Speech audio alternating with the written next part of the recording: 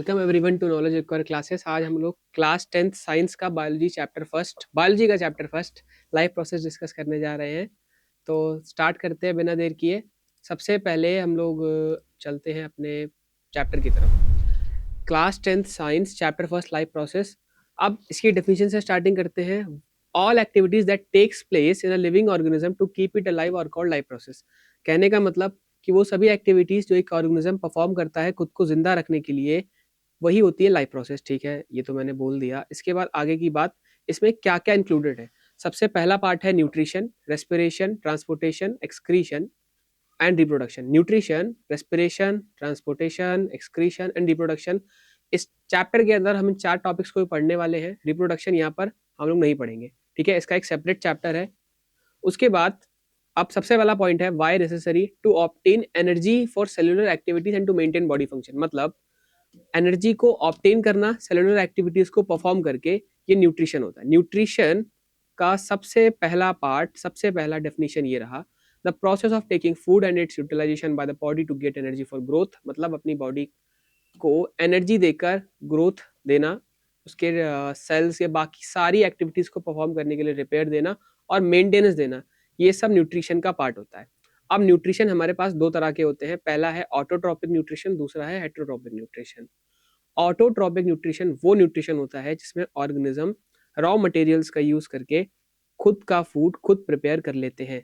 ठीक है, एग्जाम्पल इसका है ग्रीन प्लांट्स और सम बैक्टीरिया, और प्रोसेस इसका है फोटोसिंथेसिस। दूसरा होता है हेटेरोट्रॉपिक न्यूट्रिशन, जिसमें ऑर्गेनिज्म डिपेंड करते हैं दूसरे ऑर्गेनिजम्स पर अपने फूड को लेकर, जैसे हम इंसान, ह्यूमंस, एनिमल्स वगैरह। ठीक है, अब यहाँ पे इस डायग्राम से समझने की कोशिश करना। ऑटोट्रॉपिक न्यूट्रिशन में आपको एक प्लांट दिख रहा होगा, जहां पर प्लांट है, एल्गी है और कुछ बैक्टीरिया, जिन्होंने सनलाइट, कार्बन डाइऑक्साइड, वाटर और क्लोरोफिल की हेल्प से अपने फूड को खुद ही प्रिपेयर किया in the form of glucose.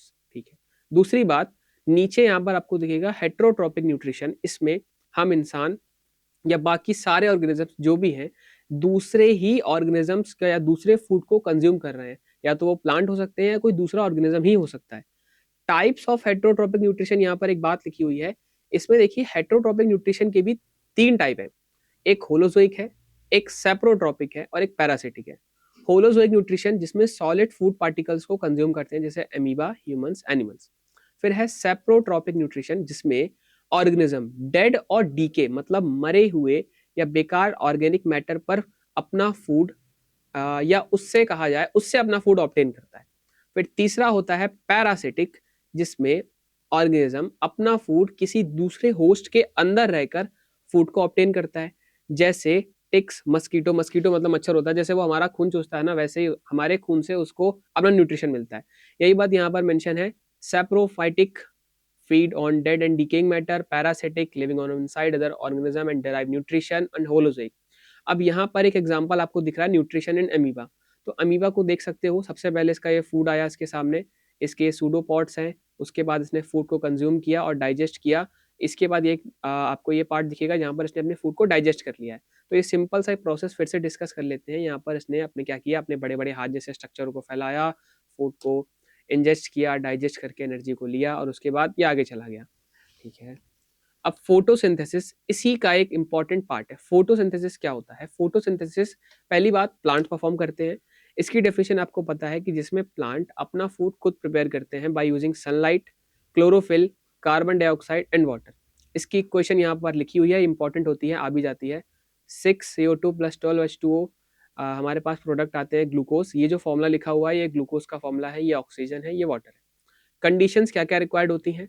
Sunlight, chlorophyll and carbon dioxide and last water.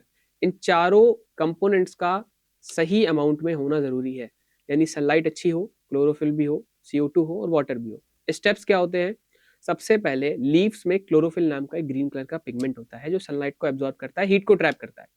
फिर यहाँ पे वाटर की स्प्लिटिंग होती है, जिसको हम लोग फोटोलिसिस बोलते हैं। Conversion of light energy, chemical energy, ATP and NADPH। अभी इसको डिस्कस करते हैं। ATP तो एनर्जी का फॉर्म होता है। Reduction of CO2, glucose, Calvin cycle. यहाँ पर एक कैल्विन साइकिल मेंशन हो गया है, खैर इसको लिखने की जरूरत थी नहीं। फैक्टर्स अफेक्टिंग फोटोसिंथेसिस, कौन कौन से फैक्टर फोटोसिंथेसिस को अफेक्ट करते हैं? पहला है लाइट की इंटेंसिटी, दूसरा है CO2 का कंसंट्रेशन, तीसरा है टेम्परेचर और fourth one is water availability. ये तो एक टेस्ट है जिसमें हम लोग पता करते हैं कि स्टार्च प्रेजेंट है कि नहीं लीव्स में जब फोटोसिंथेसिस होता है। अब इस डायग्राम से समझने की कोशिश करना सभी लोग कि यहाँ पर एनर्जी जो आई सनलाइट के फॉर्म में, यहाँ पर कार्बन डाइऑक्साइड था, लीव्स में जो क्लोरोफिल प्रेजेंट था, ऑक्सीजन इस तरफ रिलीज हुआ, वो तो बात की बात है। पहले यहाँ पर हमारा ग्लूकोज यानी फूड प्रिपेयर हुआ। अब स्टोमेटा का स्ट्रक्चर यहाँ पे दिया गया है, इसकी नीड क्या थी। देखिए स्टोमेटा जो होता है, पहली बात स्टोमेटा एक प्लूरल वर्ड है और स्टोमा सिंगुलर है। स्टोमा स्टोमेटा दोनों ही नाम एक ही चीज के हैं। ये गार्ड सेल होते हैं एक तरह से लीव्स के अंदर। जब भी पानी जाता है पौधों के अंदर तो ये थोड़े से स्वेल्ड अप, फूल जाते हैं। तो इनमें एक बीन शेप का स्ट्रक्चर होता है, ये थोड़े से फूल जाते हैं। तो यहाँ पर गैसियस एक्सचेंज जो होता है वो स्टार्ट हो जाता है, यानी CO2 का अंदर जाना और ऑक्सीजन का बाहर आना। ठीक है, और ये न्यूक्लियस, क्लोरोप्लास्ट, गार्ड सेल, यही नाम दिया मैंने इनको। स्टोमेटा ओपन है और स्टोमेटा क्लोज्ड है। यहाँ पर आप देख पाओगे बीच में कि इस पार्ट में स्टोमेटा जब ओपन है तो गैसियस एक्सचेंज परफॉर्म हो रहा है, मतलब गैसेस का एक्सचेंज हो रहा है। और यहाँ पर गैसेस एक्सचेंज नहीं हो पा रही क्योंकि रात के समय लाइट नहीं है, तो ये बंद हो गया। फिर अगला है इसी एनर्जी न्यूट्रिशन के पार्ट में हम लोगों ने पहले प्लांट को देख लिया, अब हम लोग न्यूट्रिशन में ह्यूमन डाइजेस्टिव सिस्टम को देखते हैं। यहाँ पर जो जो टर्म्स लिखे हुए हैं सीरियल वाइज, माउथ जिसे हम लोग बकल कैविटी भी बोलते हैं, यहाँ पर सबसे पहले आपके टीथ होते हैं। टीथ मतलब आपके दांत, जहाँ पे सलाइवा यानी आपका जो लार होता है, जैसे हम लोग आम भाषा में लार बोलते हैं, सलाइवा एमाइलेस, ये स्टार्च को यानी कॉम्प्लेक्स शुगर को सिंपल फॉर्म में कन्वर्ट करता है। दूसरा है फेरिंक्स एंड ओसोफेगस, यहाँ पे फूड पास होता है पेरिस्टालिसिस के प्रोसेस के थ्रू। फिर आपका स्टमक, यहाँ पर HCl एक एसिड होता है, hydrochloric acid, acidic medium prepare कर देता है। जहां पर आपके एंजाइम बायोकैटलिस्ट होते हैं जो फूड को डाइजेस्ट करने में हेल्प करते हैं और साथ ही साथ न्यूट्रिशन को ऑब्टेन करने में। जैसे पेप्सिन प्रोटीन को ब्रेक करता है पेप्टोन्स के फॉर्म में। फिर स्मॉल इंटेस्टाइन की बात करें, जिसको हम लोग अपनी छोटी आंत भी बोलते हैं, यहाँ पर ऑलमोस्ट मेजर डाइजेशन का प्रोसेस परफॉर्म होता है। Pancreatic juice, trypsin, lapse, amylase plus bile intestinal juice, ये सारे के सारे इंपॉर्टेंट कंपोनेंट्स इन्वॉल्व होते हैं। फिर है लिवर, लिवर बाइल जूस को प्रोड्यूस करता है जो फैट को यानी फैट के बड़े बड़े ग्लोब्यूल्स को स्मॉल पार्ट में इमल्सिफाई कर देता है, मतलब उनको तोड़ देता है स्मॉल ड्रॉपलेट्स में। फिर बात करें पेनक्रियास, पेनक्रियास डाइजेस्टिव एंजाइम्स, ये भी एंजाइम्स को प्रोड्यूस करता है। लार्ज इंटेस्टाइन, ये फीसेस या वेस्ट जो हम कहें जो स्मॉल इंटेस्टाइन से जो फूड आगे की तरफ मूव कर रहा है, तो मूव करते टाइम उसमें कुछ अमाउंट तक वाटर जो रह गया है तो उसको एब्जॉर्ब करना। और एनस वो पार्ट है जहां से अनडाइजेस्टेड फूड हमारी बॉडी से एक्सक्रीट हो जाता है और उसी को हम लोग इजेशन भी बोलते हैं। हम लोगों ने पहले यहाँ पे शायद एक चीज मिस की थी, कहाँ गया, हाँ ये रहा। होलोजोइक में यहाँ पे एक बात मेंशन हो गई कि ingestion, digestion, absorption, assimilation and egestion. तो ये वही बातें थी कि इंजेस्ट करना, डाइजेस्ट करना, फिर एब्जॉर्ब करना, फिर उसको एसिमिलेट करना और फिर इजेस्ट करना। ये सेम परफॉर्मेंस ह्यूमंस भी परफॉर्म करते हैं। इसके बाद जो बात पहले जो चार्ट हम लोगों ने पहले देखा उसी के साथ यहाँ पर ये चार्ट, यहाँ पे पॉइंट्स भी मेंशन है। Mouth the place where food enter, जहाँ पर च्यूइंग यानी खाने को चबाया जाता है। टीथ, यहाँ पर आपके दांत फूड को छोटे छोटे पार्ट्स में तोड़ देते हैं ताकि डाइजेशन का प्रोसेस और इजी हो जाए। फिर हमारी टंग है, टंग क्या करती है, टंग मिक्स करती है फूड को सलाइवा के साथ। और टेस्ट बर्ड्स, हमारे टेस्ट बर्ड भी होते हैं जहाँ पे हम लोग खाने को देखकर खाकर नहीं, देखकर तो नहीं, खैर खाकर ही बता पाते हैं कि खाने का स्वाद कैसा है। इसके बाद फिर यहाँ पे सलाइवरी ग्लैंड है, ये सलाइवा को प्रोड्यूस करते हैं। सलाइवा को प्रोड्यूस करना that start from the digestion of work, digestion of starch, starch को डाइजेस्ट करना। ठीक है, अब अगली बात है यहाँ पर फेरिंग्स। फेरिंग्स क्या होता है, फेरिंग्स एक पैसेज है that moves food from mouth to the oesophagus. फिर एसोफेगस एक मस्कुलर ट्यूब जिसे हम लोग फूड पाइप भी बोलते हैं। Food to stomach using wave like movement, यहाँ पर वेव स्ट्रक्चर होता है, कॉन्ट्रैक्टेड होता है पाइप, मतलब जैसे ही फूड जाता है थोड़ा सा ओपन होता है फिर वापस क्लोज हो जाता है मसल्स की तरह। इसके बाद स्टमक, आपको स्टमक अभी मैंने डिस्कस किया कि ये फूड को स्टोर करता है, मिक्स करता है डाइजेस्टिव यूजेस के साथ, और यहाँ पे प्रोटीन्स का ब्रेकडाउन होता है, प्रोटीन के साथ कार्ब्स का भी होता है। Liver, liver produce bile that help in the digestion of fat. Fat जो होता है हमें एनर्जी देता है, एनर्जी, कार्ब और फैट दोनों से एनर्जी मिलती है, लेकिन दोनों में डिफरेंस ये होता है कि हमें ऑलमोस्ट अगर वैल्यू के कंपैरिजन में बात करें 1 ग्राम के फैट से लगभग लगभग 9 साढ़े 9 कैलोरी तक की एनर्जी मिल जाती है, और फैट कार्ब से 1 ग्राम से लगभग 4 साढ़े 4 कैलोरी तक की एनर्जी मिलती है, 4-4.5 समथिंग। इसके बाद लिवर, लिवर हो गया। Gall bladder, gall bladder store bile and release into the small intestine when needed. Gall bladder bile juice को ही स्टोर करता है और रिलीज करता है, स्मॉल इंटेस्टाइन में नीड होती है जब। Pancreas produce digestive enzymes and insulin. Insulin क्या होता है? एक हार्मोन होता है जो हमारी बॉडी में शुगर के लेवल को मेंटेन करता है, रेगुलेट करता है। फिर लार्ज इंटेस्टाइन, वाटर को एब्जॉर्ब करना और सॉलिड वेस्ट को फॉर्म करना। Rectum and anus, rectum store waste before it is excreted and anus the last part, the opening through which waste leaves the body, जहां से वेस्ट बॉडी को छोड़कर बाहर चला जाता है। अब and products of digestion, digestion के एंड प्रोडक्ट क्या क्या होते हैं?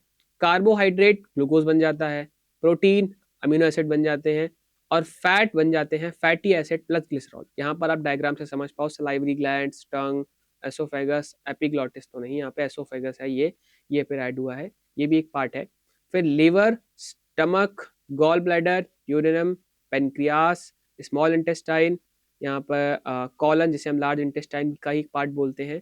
फिर अपेंडिक्स, अपेंडिक्स तो क्यों मेंशन हो गया यहाँ पे, अपेंडिक्स आया नहीं, खैर ये ज़रूरत नहीं है। फिर लास्ट में एनस और रेक्टम। मतलब मैं कहना चाह रहा था कि यहाँ पर जो जो बातें हमने अभी पीछे देखी, जो जो जिन जिन टर्म्स का यूज़ किया, वो सब ऑलमोस्ट इस डायग्राम में प्रेजेंट है। समझने की कोशिश इस तरह से हो सकती है कि एक एक पार्ट जो यहाँ पर है, एक एक जो बात मेंशन है, बहुत ईजी वर्ड्स में लिखी हुई है, तो आई होप समझ जल्दी आ जाएगी। अगली बात है स्मॉल इंटेस्टाइन। अच्छा, स्मॉल इंटेस्टाइन में एक वाइली नाम का स्ट्रक्चर होता है, फिंगर स्ट्रक्चर होता है आपकी उंगलियों जैसे।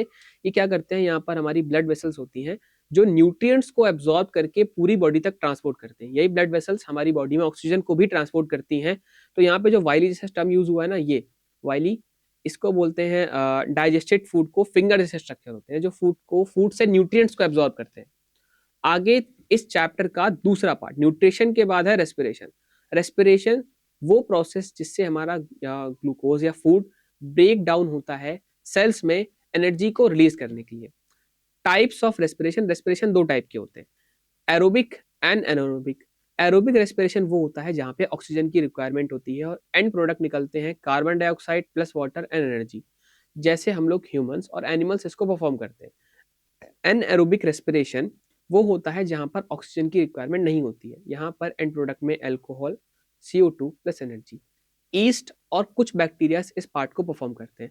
एक और यहाँ पर शायद मेंशन नहीं हुआ, एक जैसे हम लोग बोलते हैं, जो कभी कभी हमारी मसल्स में हो जाता है, जब लैक्टिक एसिड का फॉर्मेशन होता है, जब हम लोग कोई ज़्यादा हार्ड वर्क कर लेते हैं या हमारी बॉडी में ज़्यादा मूवमेंट आता है, तो हमारी बॉडी में ऑक्सीजन की कमी हो जाने से मसल्स में स्टिफनेस आ जाती है और वहाँ पे लैक्टिक एसिड प्रोड्यूस हो जाता है, तो वहाँ पे स्ट्रेन या फिर एक खिंचाव एक तरह से ऐसा हमें फील होता है। फिर respiration in humans, respiration in humans क्या होता है, इसमें क्या क्या पार्ट्स इंक्लूडेड होते हैं, क्योंकि रेस्पिरेशन तो ह्यूमंस भी करते हैं, प्लांट भी करते हैं। तो सबसे पहला है हमारी नेजल कैविटी, जहां से एयर एंटर करती है बॉडी के अंदर, फिल्टर्ड बाय हेयर, यहाँ पर छोटे छोटे हेयर्स होते हैं जो एयर को साफ रखते हैं ताकि गंदगी या फिर पैथोजेंस या बहुत सारा वेस्ट हमारी बॉडी के अंदर ना जाए। फेरिंग्स, लैरिंग्स एंड ट्रैचिया या ट्रैकिया हम लोग बोले इसे, ये एयर पासेज होता है, यहाँ इन सब जगह से एयर पास होती है। ब्रोंकाई, ब्रोंक्यूल्स एंड एल्वियोलाई, ये वो साइट होती है जहाँ पे गैसेस एक्सचेंज होती है, ऑक्सीजन का अंदर आना और CO2 का बाहर जाना। और lungs, exchange of gases between alveoli and the blood, यहाँ पर एल्वियोलाई और ब्लड में गैसेस एक्सचेंज परफॉर्म होता है। अब इसके बाद मैकेनिज्म ऑफ ब्रीथिंग, इसमें आप समझ जाओ मैकेनिज्म ऑफ ब्रीथिंग होता क्या है। सबसे पहली चीज है इनहेलेशन, जहाँ पे आपका डायफ्राम कॉन्ट्रैक्ट, मतलब डायफ्राम क्या होता है, जब हम लोग एयर को अंदर लेते हैं तो वो कॉन्ट्रैक्ट हो जाता है, मतलब थोड़ा सा स्प्रेड आउट हुआ। और एक्सेल करते टाइम डायफ्राम क्या होता है, रिलैक्स हो जाता है जब जैसे ही एयर बाहर जाती है। एक्सचेंज ऑफ गैसेस, O2 यानी डिफ्यूजेस फ्रॉम एल्वियोलाई ब्लड में जाती है, और CO2 वापस कहाँ आती है, हमारे बॉडी से जो वेस्ट होता है बाहर आती है बॉडी के through. Nasal cavity, nostrils, diagram की तरफ चलते हैं, कहाँ गया हमारा डायग्राम, ये रहा। Nasal cavity, nostrils, oral cavity, pharynx, लैरिंग्स, trachea या ट्रैकिया बोले। इसके बाद हमारे लंग्स में ब्रोंकस, लंग्स और एल्वियोलाई। डायफ्राम नीचे सबसे होता है हमारे स्टमक के पास बैक साइड में। लेकिन इन सब का जो फंक्शंस थे वो हम लोगों ने डिस्कस कर लिए कि कौन क्या क्या फंक्शंस को परफॉर्म करता है। एक और डायग्राम से समझने की कोशिश करो, बिल्कुल वैसा ही है और कुछ अलग नहीं। Trachea, bronchus, alveolar sac, alveoli और एल्वियोल्स, सिंगुलर प्लूरल टर्म के यूज हैं। और एल्वियोलाई गैस एक्सचेंज साइट होती है, जहां पर देखिए ऑक्सीजन क्या हुआ, अंदर गया और CO2 ब्लड से बाहर आ गया। अगली बात, ऑर्गेनिज्म, मेथड ऑफ रेस्पिरेशन। अच्छा, इंसानों या ह्यूमंस की तरह और बाकी एनिमल्स भी होते हैं जो इस रेस्पिरेशन के प्रोसेस को परफॉर्म करते हैं, तो वो यहाँ पर मेंशन है। ऑर्गेनिज्म जैसे amoeba, amoeba exchange gases oxygen and carbon dioxide through simple diffusion across its cell surface. ये अपनी सेल के सर्फेसिस के थ्रू भी डिफ्यूजन के प्रोसेस को परफॉर्म करता है. फिर अर्थवर्म, जिसे हम लोग केचुआ भी बोलते हैं, ये क्या करता है, अपनी स्किन से ही रेस्पिरेशन का प्रोसेस करता है. फिर होती है फिशेस, जो मछलियां पानी में रहती हैं. अब ये सोचने वाली बात होती है कि मछलियों को पानी में ऑक्सीजन कैसे मिल जाता है, तो उनके पास स्पेशल ऑर्गन्स होते हैं जिन्हें हम गिल्स बोलते हैं. ये जो पानी में ऑक्सीजन डिजोल्व होता है उसको अपने गिल्स के थ्रू एब्जॉर्ब करती है. फिर हम लोग बात करते हैं इंसेक्ट्स की. इंसेक्ट्स तो ये रहे, ये इनकी बॉडी में नेटवर्क होता है जिसको हम लोग ट्रैकियल सिस्टम बोलते हैं, जिनकी बॉडी में स्मॉल होल्स जो बॉडी के थ्रू ही गैसियस एक्सचेंज को परफॉर्म, यानी डिफ्यूजन के प्रोसेस को या फिर ऑक्सीजन को अंदर लेना और CO2 को बाहर निकालना, इनहेलेशन एंड एक्सहेलेशन के प्रोसेस को परफॉर्म करते हैं. आप सबको ये बात पता है कि फ्रॉग एक एम्फीबियन है. एम्फीबियन मतलब जो जमीन और पानी दोनों जगह रह सकते हैं. तो ये अपनी लंग्स और स्किन दोनों से ही लगभग ब्रीथ कर सकता है अच्छे से, and the lining of its mouth cavity. Birds की बात करें तो बर्ड्स के पास स्मॉल सप्लीमेंटेड लंग्स होते हैं जो सप्लीमेंटेड होते हैं by air sacs which ensure continuous, यानी इनके एयर सैक्स में कंटिन्यूअस फ्लो होता रहे ऑक्सीजन का. ऑक्सीजन नहीं मिलेगी तो ये मर जाएंगे. फिर मैमल्स की बात करें, स्पेशली मैमल्स जैसे ह्यूमंस, काउ, ये डिपेंड करते हैं वेल डेवलप्ड लंग्स पर जो इनके चेस्ट कैविटी में होते हैं, मतलब हमारे लंग्स जहां पर हमारा गैसेस का एक्सचेंज परफॉर्म होता है. अब अगले पेज की तरफ मूव करते हैं. यहाँ पर एक क्वेश्चन बन जाता है, क्वेश्चन का डिफरेंस भी आ जाता है कि ब्रीदिंग और रेस्पिरेशन में क्या डिफरेंस होता है. ब्रीदिंग एक फिजिकल प्रोसेस है, रेस्पिरेशन एक केमिकल प्रोसेस है. ब्रीथिंग में एक्सचेंज ऑफ गैसेस होता है, लेकिन रेस्पिरेशन में फूड का ब्रेकडाउन. अभी याद आया कि फूड का ब्रेकडाउन होता है, मैंने बताया था पहले कि यहाँ पर फूड का ब्रेकडाउन होता है, यहाँ पर सिर्फ गैसेस एक्सचेंज होती हैं, यहाँ पर कोई एनर्जी रिलीज नहीं होती, यहाँ पर एनर्जी रिलीज होती है in the form of ATP. Breathing lungs में होती है और रेस्पिरेशन हमारे सेल्स में होता है. इसमें इतना ही है, और ये कंफ्यूजिंग इसलिए था, मैंने इसको ऐड कर दिया कि ब्रीथिंग और रेस्पिरेशन में डिफरेंस क्या जाता है. फिर से मैं बता देता हूँ, एक फिजिकल प्रोसेस है, ये केमिकल प्रोसेस है, ये गैसेस. यहाँ पर लंग्स में गैसेस का एक्सचेंज होता है, यहाँ पर एनर्जी रिलीज होती है और फूड का ब्रेकडाउन होता है. उसके बाद तीसरा टॉपिक था, after nutrition respiration there is transportation. Transportation क्या होता है, टू सप्लाई न्यूट्रिएंट्स, मतलब हमारी बॉडी में जितने भी न्यूट्रिएंट्स बने या ऑक्सीजन हमारी बॉडी में आया, उन सबको सेल्स तक ट्रांसपोर्ट करना. एक बस की तरह, मान लीजिए बस, हमारा ब्लड एक बस है जिसमें सारी हमारी एनर्जी और सेल्स वगैरह बैठ जाते हैं. एनर्जी सेल्स तो नहीं बैठ जाते, एनर्जी और न्यूट्रिएंट्स या ऑक्सीजन बैठती है जो सेल्स तक डिलीवर होती है, और वेस्ट एक्सक्रीट होता है, रिमूव होता है. इस सर्कुलेटरी सिस्टम कंपोनेंट में सबसे इंपॉर्टेंट ऑर्गन होता है हमारा हार्ट. हार्ट एक मस्कुलर ऑर्गन होता है जो पूरी बॉडी में ब्लड को पंप करता है.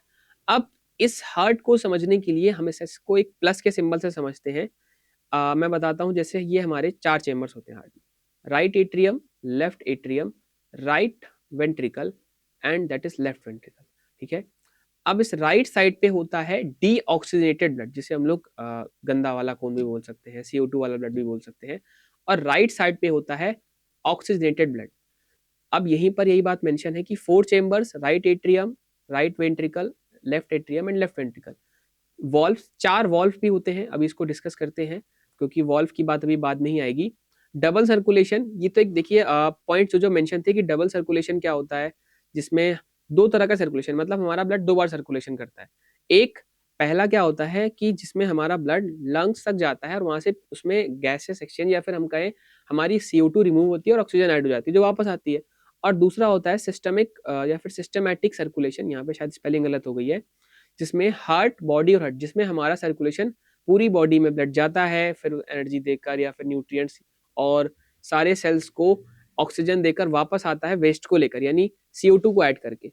अब इन्हीं 4 चेंबर को थोड़ा सा अच्छे से समझते हैं. सबसे पहला है राइट एट्रियम. 4 चेंबर हमारे कहाँ गए, हाँ ये रहे 4 चेंबर्स. राइट एट्रियम, यहाँ पर डीऑक्सीजनेटेड, मैंने पहले बताया था राइट साइड में डीऑक्सीजनेटेड ब्लड ही होता है. तो राइट एट्रियम जो है अपर पार्ट है. ऊपर यहाँ डायग्राम ड्रॉ कर लेते हैं फिर से, इतना अच्छा खैर नहीं बनेगा. Right atrium, left atrium, right ventricle and left ventricle. Right atrium में डीऑक्सीजनेटेड ब्लड आता है, ठीक है, लेकिन इसमें आता कहाँ से, ये आता है एक receive blood from the body विया वीना कावा. वीना कावा एक इम्पॉर्टेंट हमारी बॉडी की ब्लड वेसल होती है. फिर है राइट वेंट्रिकल. राइट वेंट्रिकल कहाँ है, ये रहा. डीऑक्सीजनेटेड ब्लड यहाँ भी होता है, क्योंकि मैंने बताया था राइट साइड में डीऑक्सीजनेटेड ब्लड ही होता है. ये उस गंदे यानी डीऑक्सीजनेटेड ब्लड को लंग्स के पास वापस पंप कर देता है with the help of pulmonary artery. Arteries और वेन्स एंड कैपिलरीज, तीन तरह की वेसल्स हमारी बॉडी में होती हैं, अभी डिस्कस कर लेते हैं। Arteries, veins and capillaries. Arteries वो वाली नसें होती हैं या वो ब्लड वेसल्स होती हैं जिनके अंदर हमारी बॉडी में प्योर ब्लड बह रहा है, मतलब प्योर ब्लड फ्लो कर रहा है। और दूसरा होता है वेन्स, जिसके अंदर हमारी बॉडी का इम्प्योर ब्लड बह रहा है। और कैपिलरीज वो एक नेटवर्क है जहाँ पे हम कह सकते हैं कि आर्टरीज और वेन्स का एक जंक्शन या फिर एक कह सकते हैं मीटअप होता है। और कैपिलरीज का एक थोड़ा वर्क और होता है, उसको हम लोग आगे डिफरेंशिएशन में डिस्कस कर लेंगे। मैंने बताया फिर से, राइट मेरा टॉपिक कहाँ गया, लेफ्ट एट्रियम, इस पे ऑक्सीजनेटेड ब्लड होता है प्योर वो भी, और लेफ्ट वेंट्रिकल में भी ऑक्सीजनेटेड ब्लड ही होता है। लेकिन इस लेफ्ट एट्रियम में ब्लड आता कहाँ से, यहाँ से लंग्स से जो ऑक्सीजन ऐड हुआ वो ब्लड यहाँ पर आता है विया पल्मोनरी वेन। देखो यहाँ पर उल्टे डम, पूरी बॉडी में सिर्फ पल्मोनरी आर्टरी और पल्मोनरी वेन को हटा दो, बाकी सब अपना अपना फंक्शन परफॉर्म करते हैं, लेकिन इन दोनों का फंक्शन उल्टा हो जाता है। ऑक्सीजनेटेड ब्लड, ये लेफ्ट वेंट्रिकल पूरे के पूरे बॉडी के अंदर ऑक्सीजनेटेड ब्लड को सप्लाई करता है विया आरोटा। देखो फिर से समझना, राइट साइड में डीऑक्सीजनेटेड ब्लड है, ठीक है। अगर हमने यहाँ मान लिया कि ऊपर यहाँ पर लंग्स होते हैं, ठीक है, लंग्स होते हैं, यहाँ से जो ऑक्सीजनेटेड ब्लड आया, ऑक्सीजनेटेड ब्लड आया, वो लेफ्ट एट्रियम में गया, ठीक है। लेफ्ट एट्रियम के बाद वो जाता है नीचे लेफ्ट वेंट्रिकल में, लेफ्ट वेंट्रिकल से चला जाता है पूरी की पूरी बॉडी के अंदर, फिर पूरी बॉडी से वो ट्रांसपोर्ट होकर वापस आता है राइट एट्रियम में, देन राइट वेंट्रिकल में, फिर वापस जाता है लंग्स के पास। अभी शायद इतना यहाँ पे खिचपिच हो गई, शायद समझ ना आए, लेकिन इसके बाद आगे हम लोग डायग्राम में और बेहतर तरीके से समझेंगे। वॉल्व्स की बात करी थी मैंने, अभी बोला था वॉल्व्स को हम लोग डिस्कस करेंगे। वॉल्व फ्लैग जैसे स्ट्रक्चर होते हैं जो ब्लड के बैक फ्लो को, मतलब खून जिस चैम्बर से नीचे गिरा या फिर उसके बाद आगे गया तो आगे ना बढ़े। ट्राइकस्पेड वॉल्व ये होता है राइट एट्रियम और राइट वेंट्रिकल के बीच में, ठीक है। और बाइकस्पेड वॉल्व, जिसको हम लोग माइट्रल वॉल्व भी बोलते हैं, ये होता है लेफ्ट एट्रियम और लेफ्ट वेंट्रिकल के बीच में। फिर है pulmonary valve and aortic valve, ये वेंट्रिकल्स के एग्जिट पे होता है। वेंट्रिकल मतलब नीचे लोअर पार्ट में, यहाँ पे जो हमारा राइट वेंट्रिकल था और यहाँ पे जो लेफ्ट वेंट्रिकल था, यहाँ पे होते हैं ये वाले, ठीक है। Major blood vessels connected to the heart, important blood vessel जो हार्ट से कनेक्टेड होते हैं, ये मैंने इसलिए यहाँ पे दे दिया क्योंकि ये इंपॉर्टेंट है, आ सकता है।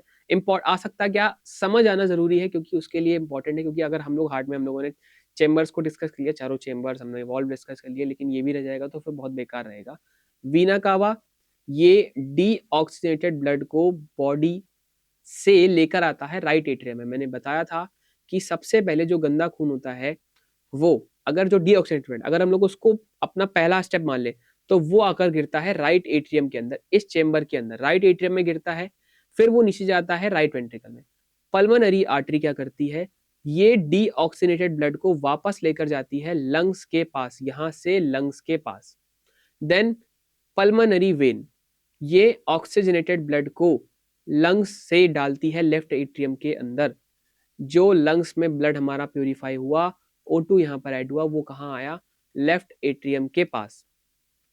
इसके साथ ऑरोटा, ये ऑक्सीजनेटेड ब्लड को कैरी करता है पूरी बॉडी के अंदर। फिर से समझना, वीना का बात है, 4 चेम्बर्स थे, उन चारों चेम्बर्स की अगर हम लोग बात करें तो इन 4 चेम्बर्स में हमारे पास left atrium, left ventricle, right atrium and right ventricle. Right side में हमेशा जो होता है डीऑक्सीनेटेड ब्लड होता है, लेफ्ट साइड में ऑक्सीनेटेड ब्लड होता है, ठीक है। अगर हम लोग अपने डीऑक्सीनेटेड ब्लड को पहला स्टेप मान ले तो डीऑक्सीनेटेड ब्लड आता है राइट एट्रियम के अंदर, राइट एट्रियम से राइट वेंट्रिकल के अंदर, राइट वेंट्रिकल से कहाँ गया, वापस लंग्स के पास, फिर वो ब्लड वहां से साफ होता है, मतलब उसका प्योरिफिकेशन होता है, ऑक्सीजन ऐड होती है, वो आता है लेफ्ट एट्रियम के पास, और यही लेफ्ट एट्रियम से लेफ्ट वेंट्रिकल के अंदर, और फिर पूरी की पूरी बॉडी के अंदर डिस्ट्रीब्यूट हो जाता है, यानी पहुंच जाता है। अब यहाँ पर हमने जो 4 वेसल्स की बात करी, वीना कावा, ये वो ब्लड वेसल है जो डीऑक्सीनेटेड ब्लड को, पूरी बॉडी से डीऑक्सीनेटेड ब्लड को वापस लेकर आई राइट एट्रियम के अंदर। कहाँ पे, राइट एट्रियम के अंदर, ठीक है। अब जो पल्मोनरी आर्टरी थी इसके जस्ट नीचे, राइट वेंट्रिकल से ब्लड को लेकर चली गई वापस हार्ट नहीं, लंग्स के पास। लंग्स में यहाँ पर इसका क्या हुआ, CO2 रिमूव हो गया। फिर पल्मोनरी वेन, इस जो अब ब्लड साफ हो गया, हमारा जो खून अच्छा हो गया, उसको वापस लेकर आ गए लेफ्ट एट्रियम के पास। और फिर ऑर्टा या अरोटा हम जिसको बोल ले, ये ऑक्सीजनेटेड ब्लड को लेफ्ट वेंट्रिकल से लेकर चली जाती है पूरी बॉडी के अंदर। अब डबल सर्कुलेशन की मैंने बात की थी, मैंने पहले बोला था कि हम लोग उसको जरूर डिस्कस करेंगे, तो यहाँ पर डबल सर्कुलेशन हमारे पास आया है, जहां पर हमारा हार्ट 2 बार सर्कुलेशन करता है, या फिर जिसको हम बोलते हैं पल्मोनरी सर्कुलेशन, जब ब्लड जो होता है हार्ट से लंग्स तक गया, साफ होकर वापस आ गया, वापस हार्ट में। और दूसरा होता है सिस्टमिक सर्कुलेशन, जहाँ पे ब्लड जो होता है हार्ट से बॉडी की तरफ सप्लाई होता है और वापस हार्ट तक आता है जब वो इम्प्योर हो जाता है, for supplying oxygen to the body. दोनों में डिफरेंस क्या है कि एक ब्लड में ऑक्सीजन को ऐड करने के लिए और एक उस ऑक्सीजन वाले ब्लड को पूरी बॉडी तक सप्लाई करने के लिए। अब ये इंश्योर क्या करता है कि ये जो चेम्बर्स हमारे थे, सबकी जरूरत क्या थी? हार्ट हमारा ऐसे भी तो हो सकता था कि 4 नहीं 3, 2 सिंपल एक चेम्बर हो, क्योंकि इस ब्लड में जो ऑक्सीजनेटेड ब्लड है या डीऑक्सीजनेटेड ब्लड है, ये मिक्स ना हो जाए और हमारे लिए हार्मफुल। कहीं ना कहीं हमारी बॉडी में सब कुछ सही से फंक्शन सारे परफॉर्म करते हैं। Importance of heart, oxygen and nutrients को सप्लाई करना पूरी बॉडी, हमारी बॉडी की सबमर्सिबल, मतलब एक तरह से मोटर ही है हमारा हार्ट। वेस्ट मटेरियल्स जो हमारी बॉडी में बनते हैं जैसे CO2, उसको वापस लेकर आना, एक्सक्रीट करना। Maintaining blood pressure and temperature, हमारी बॉडी का ब्लड प्रेशर एंड टेम्परेचर को भी मेंटेन रखता है हमारा हार्ट।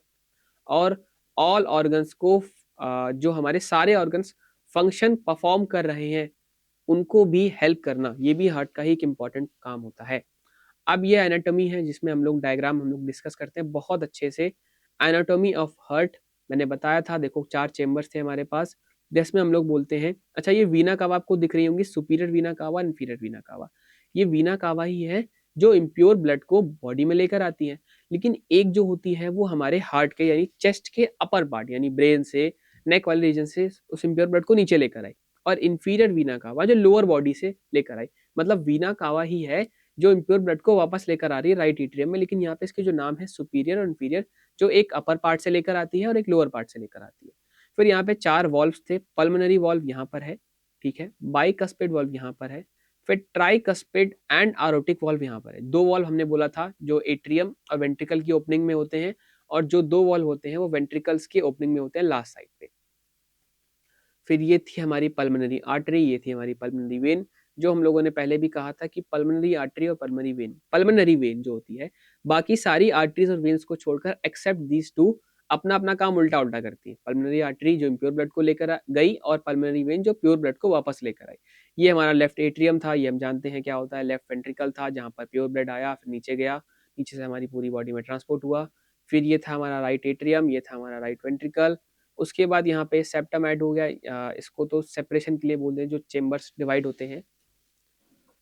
अब हमारे ब्लड, जो हमारी ब्लड हमारी पूरी बॉडी का, मैंने जिसको बस बोला था, उसके अंदर क्या क्या इंक्लूडेड होता है? आरबीसी जिसे हम लोग बोलते हैं red blood cells, WBC white blood cells and platelets, और उसके साथ साथ प्लाज्मा। आरबीसीज क्या करते हैं? बहुत छोटे छोटे सेल्स होते हैं जो ऑक्सीजन को ट्रांसपोर्ट करते हैं पूरी बॉडी के अंदर बाय यूजिंग हीमोग्लोबिन। डब्ल्यूबीसी हमारी बॉडी के बॉडीगार्ड होते हैं जो इन्फेक्शन के अगेंस्ट फाइट करते हैं और हमें बचाते हैं, हमारे लिए हमेशा लड़ते रहते हैं। प्लेटलेट्स बहुत छोटे, इनका स्ट्रक्चर प्लेट जैसा होता है, इसलिए इनका नाम प्लेटलेट भी पड़ा है, बहुत बीच से पिचके पिचके इनको बोलते हैं प्लेटलेट। प्लेट जैसा स्ट्रक्चर होता है जो ब्लड की क्लॉटिंग में, कहीं पर अगर हमें चोट लगती है तो अगर उस ब्लड को रोकना है, मतलब ब्लड की क्लॉटिंग करनी है, तो प्लेटलेट्स का वहां पे एक इंपॉर्टेंट रोल होता है। प्लाज्मा, ये भी हमारी बॉडी में न्यूट्रिएंट्स, हार्मोन और वेस्ट को ट्रांसपोर्ट करना इधर से उधर। ब्लड वेसल्स की बात मैंने करी थी, उसको भी हम लोग डिस्कस करेंगे। तो यहाँ पर है हमारे पास आर्टरीज, वेन्स एंड कैपिलरीज। ये ऑक्सीजनेटेड ब्लड को पूरी बॉडी से, पूरी बॉडी में ट्रांसपोर्ट करती हैं, हार्ट से ले जाकर मतलब ए से आर्टरीज, ए से अवे। तो ए से आर्टरीज अवे का मतलब पूरे ऑक्सीजनेटेड ब्लड को ट्रांसपोर्ट करना पूरी बॉडी के अंदर। फिर वेन्स जो डीऑक्सीजनेटेड ब्लड होता है उसको वापस हार्ट तक लेकर आना। और exchange of materials between blood and tissues, capillaries का फंक्शन होता है कि जो ब्लड और टिश्यूज के बीच में मटेरियल्स का एक्सचेंज होता है। Difference between arteries, veins and capillaries. Arteries, veins and capillaries, यहाँ पर कुछ डिफरेंसेस को हम लोग देख लेते हैं। पहला है direction of flow. Direction of flow, ये आर्टरीज मैंने बोला अवे, अवे से याद रहेगा कि ये ब्लड को दूर लेकर जाती हैं हार्ट से to the body organs. Capillaries connect करती हैं आर्टरीज और वेन्स को और अलाउ करती हैं कि ब्लड फ्लो हो आर्टरीज से वेन्स की तरफ। और वेन्स ये डीऑक्सीजनेटेड ब्लड को वापस लेकर आती है हार्ट की तरफ। वॉल के थिकनेस की अगर हम लोग बात करें, वॉल का थिकनेस जो होता है, यहाँ पर थिक और इलास्टिक वॉल्स होती है क्योंकि यहाँ पर प्रेशर ज़्यादा होता है, with stand with high blood pressure. Capillaries में बात करें, यहाँ की वॉल्स बहुत थिक होती हैं क्योंकि यहाँ पर जो सेल होते हैं थिक होते हैं फॉर इजी एक्सचेंज। यहाँ पर ब्रैकेट में मेंशन है only one cell thick for easy exchange. यहाँ पे वेन्स की बात करें, इनकी वॉल्स भी थिक नहीं, थिन ही होती हैं, थिन और इलास्टिक। आर्टरीज की वॉल्स थिक होती है क्योंकि वहां पर ब्लड का प्रेशर बहुत ज्यादा होता है, लेकिन वेन में ऐसा नहीं होता, यहाँ पर वॉल्स थिन होती है और इलास्टिक वॉल्स वाली होती है जहाँ पे ब्लड प्रेशर लो होता है। फिर बात करते हैं pulmonary role and function. Distribute oxygenated blood usually at high pressure throughout the body, यानी वही बात फिर से आ जाती है कि आर्टरीज पूरी बॉडी के अंदर ऑक्सीजनेटेड ब्लड को ट्रांसपोर्ट करती हैं, डिस्ट्रीब्यूट करती हैं विद हाई प्रेशर। ये कैपिलरीज वो साइट है जहां पर गैसियस एक्सचेंज भी होता है न्यूट्रिएंट्स का एंड वेस्ट का between bloods and the cell. And veins often contain valve to prevent the backward flow of blood as it returns to the heart, क्योंकि जब हमारा ब्लड वापस आ रहा होता है हार्ट की तरफ तो यहाँ पे वॉल्व्स का एक इंपॉर्टेंट फंक्शन होता है वेन्स में होकर कि ये ब्लड यानी ब्लड के बैक फ्लो को रोक देती हैं। Circulation system in other animals. Animal group, chambers in heart. जैसे हम इंसानों के अंदर सर्कुलेशन होता है, वैसे ही अदर एनिमल्स भी कुछ सर्कुलेशन करते हैं। जैसे फिश की बात करते हैं, फिश, इसकी बॉडी में दो चेम्बर्स होते हैं, one atrium and one ventricle. Single circulation हम इसे बोलते हैं क्योंकि यहाँ पर ब्लड जो होता है पास करता है हार्ट से सिर्फ एक बार। In a complete cycle it goes to the gills, gills के पास गया and then directly to the body. फिर बात करते हैं एम्फीबियंस की। एम्फीबियन एंड मोस्ट रेप्टाइल, जो रेंकर चलते हैं उन्हें रेप्टाइल्स बोल देते हैं। थ्री चेम्बर्स होते हैं, two atrium and one ventricle. इसको हम लोग बोलते हैं, देखो डबल सर्कुलेशन होता है लेकिन पूरा नहीं होता क्योंकि यहाँ पे एक वेंट्रिकल मिसिंग है। तो oxygenated and deoxygenated blood mix partially in the single ventricle. And birds and mammals की बात करें, यहाँ पर कंप्लीट डबल सर्कुलेशन होता है, फोर चेम्बर्स होते हैं, two atrium and two ventricles. Oxygenated blood and deoxygenated blood completely separate होता है ताकि मैक्सिमम एफिशिएंसी और एनर्जी हमारी बॉडी में आए। इसके बाद लिम्फेटिक सिस्टम का इंट्रोडक्शन यहाँ पे लिखा हुआ है। लिम्फेटिक सिस्टम क्या होता है? देखो, लिम्फेटिक सिस्टम एक सेकेंडरी ट्रांसपोर्ट सिस्टम होता है। जैसे हमारा ब्लड था ना, ब्लड का हार्ट के थ्रू हमारी बॉडी में जो भी ट्रांसपोर्ट हुआ, तो वैसे ही लिम्फेटिक सिस्टम एक सेकेंडरी ट्रांसपोर्ट सिस्टम है हमारी बॉडी का, जो वर्क करता है साथ साथ किसके? सर्कुलेटरी सिस्टम के। इसका मेन वर्क होता है draining access fluid, fighting infections and transporting fat from the small intestine. Access fluid को ड्रेन करना, इन्फेक्शंस को फाइट करना और ट्रांसपोर्ट करना फैट को from the small intestine. What is lymph? अब लिम्फ इज अ कलरलेस और पेल येलो फ्लूइड। या तो कलरलेस होता है या बहुत pale yellow fluid, yellow colour का फ्लूइड होता है, पेल येलो जिसे हम लोग बोलते हैं। अब इतना अच्छा कलर सेंस भी नहीं है जो मैं पेल येलो को एक्सप्लेन नहीं कर पा रहा। It is similar but without red blood cells. ये ब्लड के जैसा ही होता है लेकिन यहाँ पे रेड ब्लड सेल्स नहीं होते। यहाँ पर हमारी बॉडी के गार्ड सेल्स जो थे, याद आया, व्हाइट ब्लड सेल्स होते हैं।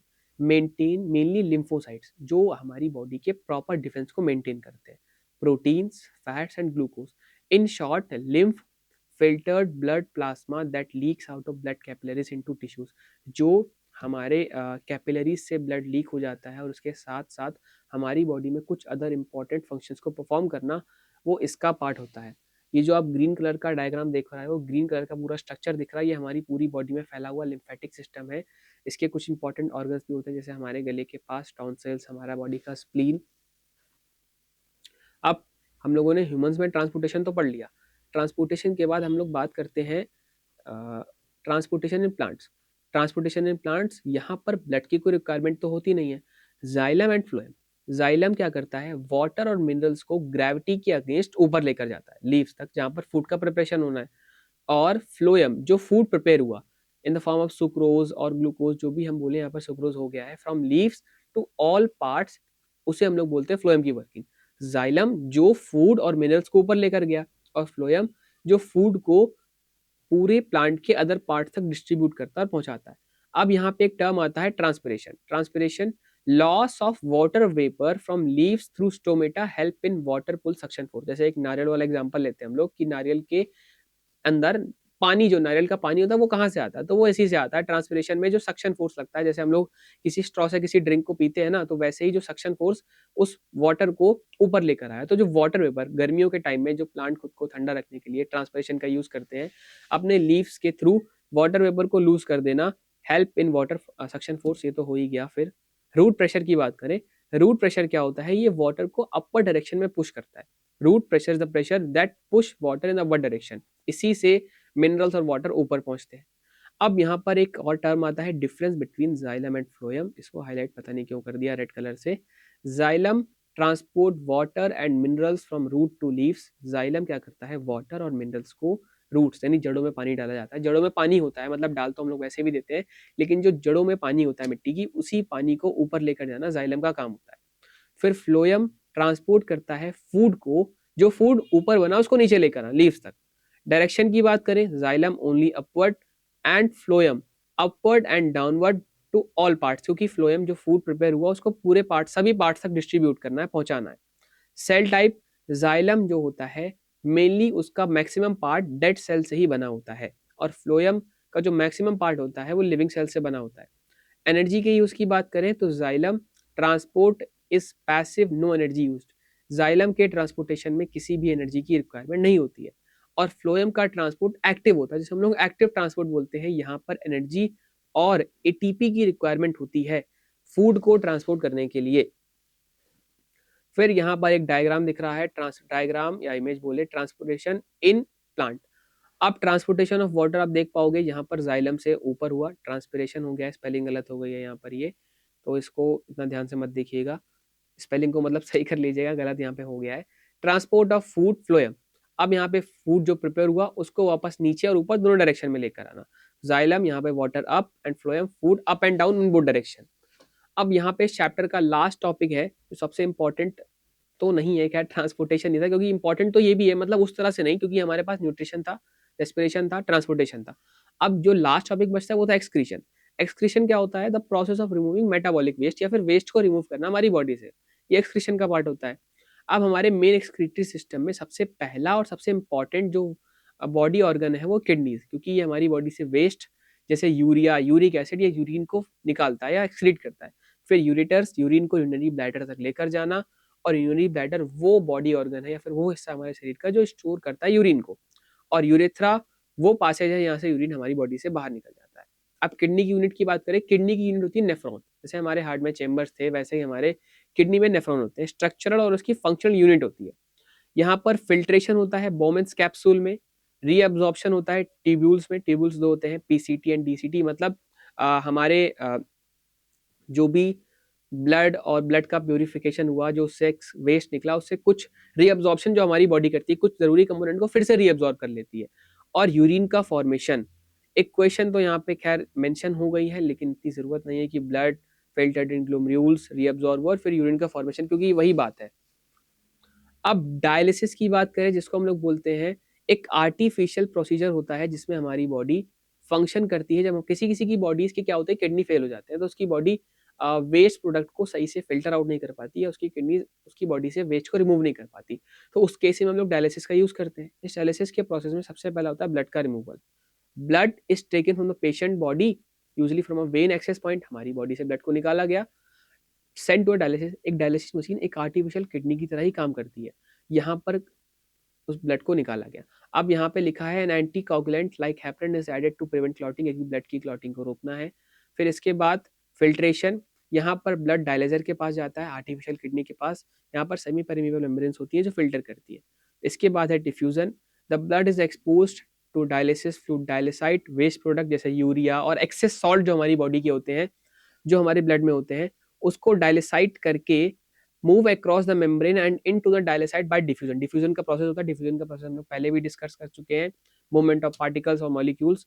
फिर है फ्लूइड रिमूवल, अल्ट्रा फिल्ट्रेशन, यहाँ पर एक्सेस वाटर रिमूव होता है ब्लड के अंदर से by applying a pressure gradient across the membrane, जो हमारी मेम्ब्रेन थी। और वापस लास्ट प्रोसेस है इसका ब्लड का रिटर्न होना, यहाँ पे क्लीन और फिल्टर्ड ब्लड पेशेंट की बॉडी में वापस इंजेक्ट कर दिया जाता है, जिसको हम लोग बोलते हैं, मतलब देखो यहाँ पर डायलिसिस का जो परफॉर्मेंस था वो किडनी का ही काम करता है, लेकिन आर्टिफिशियली, क्योंकि किसी किसी की किडनी जब फेल हो जाती है तो वो सही से फंक्शन परफॉर्म नहीं कर पाती।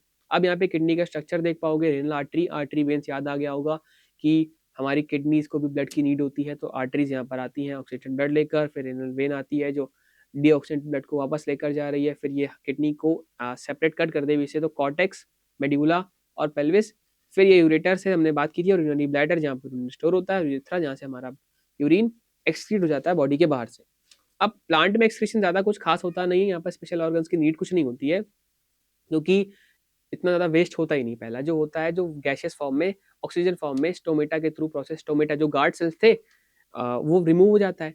फिर जैसे रेजेंस, गम, लेटेक्स जो लीव्स और बार्क में स्टोर हो जाते हैं, और कुछ वेस्ट जो होते हैं एक्सक्रीट हो जाते हैं जैसे ही पुरानी पत्तियां गिर जाती हैं, मतलब झड़कर गिर जाती हैं। जब पतझड़ का मौसम तो खैर आए या ना आए, कभी कभी पत्तियां वैसे भी झड़ जाती हैं।